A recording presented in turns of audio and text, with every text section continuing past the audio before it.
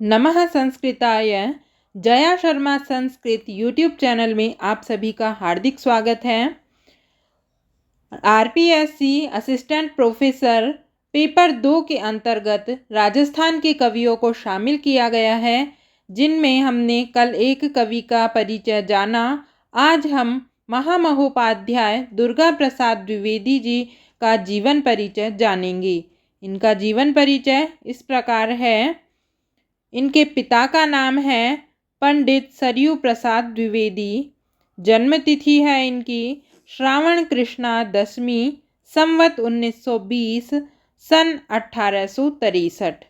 निधन तिथि चैत्र कृष्ण अष्टमी संवत 1994 सन 1937। जन्म स्थान थरेरू ग्राम अयोध्या उत्तर प्रदेश। अब इनकी कृतियां हैं। कृतियों में काव्य के अंतर्गत इन्होंने लिखे हैं जैमिनी पद्यामृतम, दुर्गा पुष्पांजलि, चातुर्वर्ण्य शिक्षा, पंचांग तत्वम। चंपू काव्य के अंतर्गत दशकंठ वधम। फिर है गद्य साहित्य ज्योतिष संबद्ध है। इसमें है उत्पत्तीन्दु शेखरः, लीलावती, बीज गणित भाष्य ग्रंथ है ये, क्षेत्रमिति, सूर्य सिद्धांत समीक्षा, अधिमास परीक्षा, पंचांग तत्व, पंचांगाभिभाषण। ये इनकी कृतियां हैं। महामहोपाध्याय दुर्गा प्रसाद द्विवेदी जी, इनके जीवन के बारे में जानेंगे अब हम। महामहोपाध्याय पंडित दुर्गा प्रसाद द्विवेदी का जन्म श्रावण कृष्णा दशमी संवत 1920 तदनुसार सन 1863 में अयोध्या के समीप थरेरू ग्राम में हुआ। आपके पिता पंडित सरयू प्रसाद द्विवेदी जयपुर नरेश महाराज सवाई राम सिंह द्वारा राज पंडित की उपाधि से विभूषित तथा तंत्र शास्त्र वेत्ता थे, जो संवत 1932 में जयपुर आए। तब महाराज राम सिंह के आग्रह पर जयपुर में स्थायी रूप से रहना स्वीकार किया।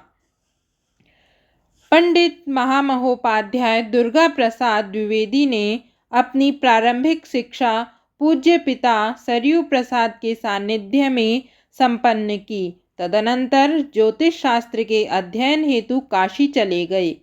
वहां राजकीय संस्कृत कॉलेज काशी में प्रधानाध्यापक बापूदेव शास्त्री, जो यूरोपियन ग्रह गणित और भारतीय सिद्धांतों के तुलनात्मक अध्ययन में विशेषज्ञ थे, इनसे आपने अंग्रेजी ग्रह गणित के सिद्धांतों का विशेष ज्ञान प्राप्त किया।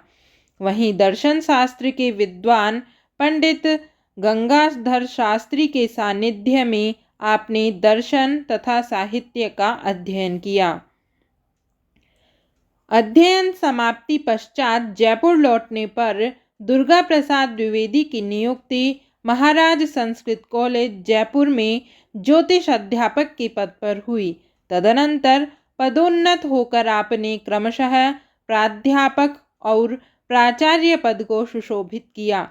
प्राप्त प्रमाणों के आधार पर आपने सन 1911 से 1925 तक महाराज संस्कृत कॉलेज जयपुर में प्राचार्य पद पर कार्य किया तथा सन 1926 में आपने स्वेच्छापूर्वक सेवानिवृत्ति ग्रहण कर ली। दुर्गा प्रसाद द्विवेदी बाल्यकाल से ही बुद्धिमान थे। आपने 18 वर्ष की अल्पायु में अध्ययन काल के समय ही प्रसन्न चंडीपति नामक अष्टक की रचना कर अपनी कवित्व शक्ति का परिचय दिया। आप संपादन कला में भी सिद्धहस्त थे। आपने काशी में अध्ययन काल के समय संस्कृत कॉलेज के सरस्वती भवन से प्रकाशित होने वाली पत्रिका काशी विद्या सुधा निधि का कुशल संपादन किया। अब हम इनकी कृति परिचय को देखेंगे। दुर्गा प्रसाद द्विवेदी द्वारा ज्योतिष तथा साहित्य के क्षेत्र में रचित ग्रंथों का विवरण इस प्रकार है। उत्पत्तीन्दु शेखरः, लीलावती, बीज गणित, क्षेत्रमिति, जैमिनी पद्यामृत, सूर्य सिद्धांत समीक्षा, अधिमास परीक्षा, पंचांग तत्व और पंचांगाभिभाषण, ये सभी ग्रंथ ज्योतिष विषय संबद्ध हैं। साहित्य संबद्ध 3 ग्रंथ हैं: दुर्गा पुष्पांजलि, साहित्य दर्पण छाया विवृत्ति, दशकंठ वधम, ये चंपू काव्य है। इसके अतिरिक्त धर्मशास्त्र पर आधारित चातुर्वर्ण्य शिक्षा नामक ग्रंथ है। उक्त 3 विषयों पर कुछ अप्रकाशित रचनाएं भी हैं। अब इनकी रचनाओं का परिचय जानेंगे। उत्पत्तिंदु शेखर, इसमें पंडित दुर्गा प्रसाद द्विवेदी ने इस ग्रंथ में ज्योतिष के प्राचीन और अर्वाचीन आचार्यों के कृतित्व का सचित्र तर्क संगत सोपपत्तिक विश्लेषण प्रस्तुत किया है। इस ग्रंथ की 112 पृष्ठों की भूमिका में ज्योतिष शास्त्र का प्रामाणित इतिहास वर्णित है। इसके अतिरिक्त पंचांग संबद्ध विषयों पर भी इस ग्रंथ में चर्चा की गई है। उपपत्तिंदु शेखर का प्रकाशन प्राच्य शोध संस्थान सरस्वती पीठ जयपुर से किया गया है। इसके बाद है लीलावती बीज गणित। इसमें द्विवेदी जी ने भास्कराचार्यकृत लीलावती और बीज गणित पर विलासी नामक संस्कृत टीका और सोपपत्तिक भाष्य लिखा है। विद्यार्थियों को गणित के अध्ययन में आने वाली समस्याओं का समाधान करते हुए आपने हिंदी भाषा भाष्य भी सौदाहरण प्रस्तुत किया है। ये दोनों ग्रंथ मुंशी नवल किशोर प्रेस लखनऊ से सन 1891 में प्रकाशित हुए। इसके बाद है क्षेत्र मिति। इस रचना में दुर्गा प्रसाद द्विवेदी ने पंडित जगन्नाथ सम्राट द्वारा रचित रेखा गणित नामक ग्रंथ को संशोधित कर सरल संस्कृत भाषा में क्षेत्र मिति के नाम से नवीन ग्रंथ के रूप में प्रस्तुत किया। ज्योतिष के विद्यार्थियों को रेखा गणित के अध्ययन हेतु कोई पुस्तक उपलब्ध नहीं थी। यूक्लिड की ज्योमेट्री अत्यंत क्लिष्ट थी, अतः विद्यार्थियों की समस्या के दृष्टिकोण से आपने क्षेत्रमिति ग्रंथ की रचना की। स्वयं द्विवेदी जी ने क्षेत्रमिति की भूमिका में पुस्तक के प्रयोजन को प्रतिपादित करते हुए लिखा है, भारत में रेखा गणित का प्रचलन कम अवश्य रहा, परंतु यह पूर्णतः लुप्त कभी नहीं हुआ।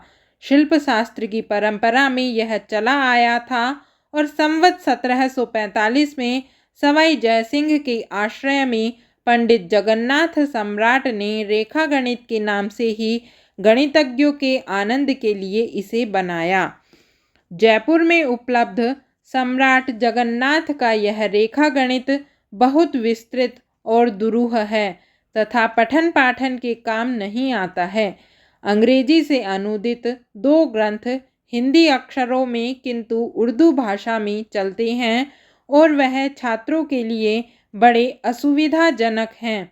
इस दुरवस्था को दूर करने के लिए मैंने 8 अध्यायों में यह पुस्तक बनाई है और रेखा गणित नाम का भी परिष्कार कर क्षेत्रमिति कर दिया है। द्विवेदी जी का यह ग्रंथ नवल किशोर प्रेस लखनऊ से प्रकाशित हुआ तथा इस ग्रंथ को जयपुर, काशी, बंगाल और बिहार की शिक्षण संस्थाओं ने पाठ्य पुस्तक के रूप में स्वीकार कर लिया है। इसके पश्चात है जैमिनी पद्यामृत। महामहोपाध्याय द्विवेदी जी ने महर्षि जैमिनी द्वारा विरचित जैमिनी सूत्र नामक ग्रंथ के अव्यवस्थित सूत्रों को व्यवस्थित स्वरूप प्रदान कर पद्यात्मक शैली में जैमिनी पद्यामृत नामक ग्रंथ की रचना की। 8 प्रवाहों में विभक्त इस ग्रंथ में 232 पद्य हैं। यह ग्रंथ निर्णय सागर प्रेस मुंबई से 1925 में प्रकाशित हुआ। इसके बाद है सूर्य सिद्धांत समीक्षा। निबंधात्मक शैली में प्रस्तुत इस ग्रंथ में वर्तमान काल में प्रचलित सूर्य सिद्धांत साक्षात सूर्य का बनाया हुआ है। इस अंधविश्वास का खंडन किया गया है।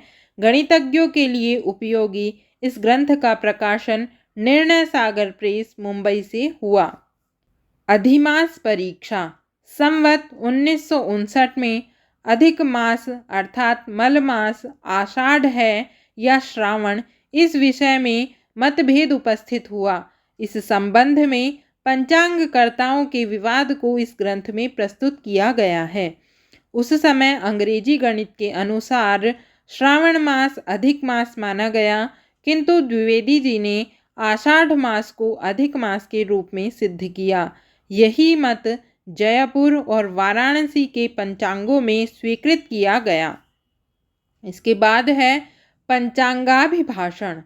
यह संस्कृत साहित्य सम्मेलन हरिद्वार में पठित निबंध है, जिसमें पंचांगों के विषय में प्रचलित ज्योतिषियों के विचार प्रस्तुत किए गए हैं। इसके बाद है पंचांग तत्वम। इस ग्रंथ में पंचांगाभिभाषण के विषय को ही पद्यबद्ध रूप में प्रस्तुत किया गया है। इसमें 101 श्लोक हैं। इसके बाद है दशकंठ वधम। यह भगवान श्री राम के जीवन चरित्र पर आधारित चंपू काव्य है। इसमें गद्य पद्य की भाषा प्रौढ़ है, यथा प्रारंभिक 2 श्लोक द्रष्टव्य हैं। को मत्स्यादिनिषेवितुं निविशते नानावतारान्तरे को वा न्यूनतयावधारितमहस्याश्वासमायास्यते शृङ्गारोदयदीपितोऽपि चरमे नालम्बते गौरवं चेतः केवलमेकमेव मनुते श्रीरामभद्रं हरिम्। दशकण्ठवधं नाम चरितं रामवर्मणः यत्र विन्यस्यते साधु शुद्धिर्लाभाय शर्मणः। महामहोपाध्याय दुर्गा प्रसाद द्विवेदी न केवल ज्योतिषवेत्ता थे, अपितु साहित्य शास्त्र में भी आपकी प्रौढ़ गति थी। इसके बाद है साहित्य दर्पण छायावृत्ति। साहित्य शास्त्र के सुप्रसिद्ध लाक्षणिक ग्रंथ साहित्य दर्पण की मूल कारिकाओं और पाठांतरों का अव्यवस्थित रूप देखकर द्विवेदी जी ने छाया नामक टिप्पणी लिखी तथा प्रारंभ में 82 पृष्ठों में विस्तृत शोधपरक भूमिका भी प्रस्तुत की है। इसके बाद है दुर्गा पुष्पांजलि। यह स्तोत्र काव्य है जिसमें भगवती त्रिपुर सुंदरी को पुष्पांजलि समर्पित की गई है। आगमानुसार भगवती त्रिपुर सुंदरी का ही अपर नाम दुर्गा है। आगम के नियमानुसार बहिर्याग के समय भगवती को नव पुष्पांजलियाँ समर्पित की जाती हैं, अतः द्विवेदी जी ने इस पुष्पांजलि को 9 श्लोक द्वारा प्रस्तुत किया। इसके बाद है चातुर्वर्ण्य शिक्षा। इस ग्रंथ में उपजाति छंदोबद्ध 200 श्लोक हैं, जिसमें धर्मशास्त्र के सारभूत तत्वों को प्रस्तुत किया गया है। प्रारंभ में 5 उपोद्घात हैं: मनुष्यता, विवेकिता, कर्तव्यता, ग्रंथ प्रयोजन, वर्णाश्रम सूत्र। मूल ग्रंथ 7 प्रकरणों में विभक्त है: ब्राह्मण शिक्षा, क्षत्रिय शिक्षा, वैश्य शिक्षा, शूद्र शिक्षा, स्त्री शिक्षा, त्रिवर्ग शेष, आश्रम शिक्षा। इसके पश्चात सप्तपूर्णी नामक परिशिष्ट में यज्ञ स्वरूप, गोत्र प्रवर, विवाह, आशौच, भूगोल, पर्वत, नदी तथा भारत के प्राचीन देशों का निरूपण है। महामहोपाध्याय दुर्गा प्रसाद द्विवेदी ने चातुर्वर्ण्य शिक्षा में विविध विषयों से संबद्ध प्रत्येक वर्ग के लिए जीवनोपयोगी शिक्षा प्रतिपादित की है। जैसा कि समय की महत्ता प्रस्तुत करते हुए त्रिवर्ग शेषम नामक प्रकरण में लिखते हैं: यद्यद्भवेद् भारतभूतिहेतुस्तत्तद्विधेयकनियतं विधेयम् अये वृथालापकथा प्रथाभिर्नयापनीयः समयो ह्यमूल्यः। चातुर्वर्ण्य शिक्षा के वर्णाश्रम सूत्र में 109 सूत्र हैं जो आचार, उपासना, व्यवहार और प्रायश्चित्त नामक 4 आहनिकों में विभक्त हैं। इन सूत्रों में सरल व बोधगम्य भाषा में शास्त्र सम्मत व्यवहारिक शिक्षा दी गई है। यथा वेदम न पर्यनुयोजयेत् अनादित्वात् अनंतत्वाच्च अश्वादीनां जन्म नैव जातिः कर्मणा तु विशिष्यते गुणभेदात् कर्म भिद्यते। द्विवेदी जी ने सप्तपूर्णी नामक परिशिष्ट में अकारादि क्रम से विभिन्न प्रदेशों की सीमाओं का वर्णन किया है। आर्यावर्त आसमुद्रात्तु वै पूर्वाद अर्थात समुद्र तक फैला देश का पूर्वी अंचल आर्यावर्त है।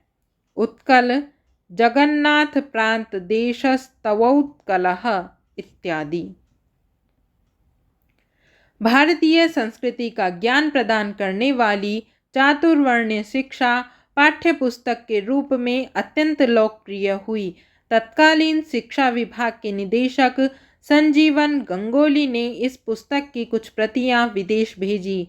इस पर ब्रिटेन और जर्मनी के विद्वानों ने पांडित्य की प्रशंसा करते हुए अपनी सम्मतियां भिजवाई।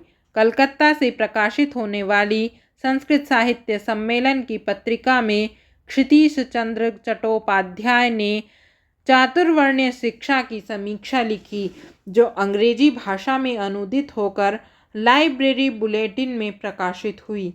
इस कारण भी विदेशों में यह पुस्तक अत्यंत लोकप्रिय हुई। इस पुस्तक का महत्व जानकर यूपी सरकार ने आपको महामहोपाध्याय की उपाधि देने का निर्णय किया। चूंकि दुर्गा प्रसाद द्विवेदी यूपी के निवासी थे किंतु जयपुर राजाश्रय में थे, अतः यह सम्मान जयपुर भेज दिया गया।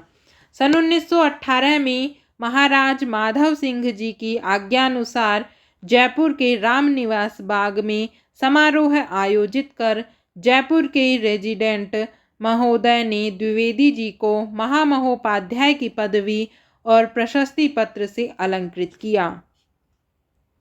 इस प्रकार चातुर्वर्ण्य शिक्षा द्विवेदी जी की सर्वोत्कृष्ट कृति है। प्रसाद गुणयुक्त इस पुस्तक में चारों वर्णों और चारों आश्रमों से संबद्ध सारभूत शिक्षा प्रस्तुत की गई है। सन 1925 में महाराज संस्कृत कॉलेज जयपुर का प्रथम दीक्षांत समारोह आयोजित किया गया। मुख्यमंत्री सर गोपीनाथ पुरोहित की अध्यक्षता में इस समारोह में द्विवेदी जी ने धारा प्रवाह संस्कृत भाषा में अपना वक्तव्य प्रस्तुत किया, जो भारतीय सिद्धांतादेशः शीर्षक से बंबई के निर्णय सागर प्रेस से प्रकाशित हुआ। द्विवेदी जी ने ज्योतिष गणित संबंधी ग्रंथों तथा ऋग्वेद का हिंदी में अनुवाद किया। इसके अतिरिक्त आपके कई अप्रकाशित ग्रंथ भी हैं। श्री शंकराचार्य जी ने आपकी ज्योतिष शास्त्र की विद्वत्ता से प्रभावित होकर आपको ज्योतिषी कवि कलानिधि की उपाधि से सम्मानित किया था। इस प्रकार निरंतर साहित्य सेवा में तत्पर द्विवेदी जी का चैत्र कृष्ण अष्टमी संवत 1994 में स्वर्गवास हो गया, किंतु अपने यशः शरीर से वे आज तक भी जीवित हैं। तो इस प्रकार हमने महामहोपाध्याय दुर्गा प्रसाद द्विवेदी जी का जीवन परिचय जाना, उनकी रचनाओं को पढ़ा और समझा। आज के लिए इतना ही। आप सभी को वीडियो पसंद आई हो तो लाइक करें, इस वीडियो को अधिक से अधिक शेयर करें और मेरे चैनल को सब्सक्राइब करना न भूलें। धन्यवाद।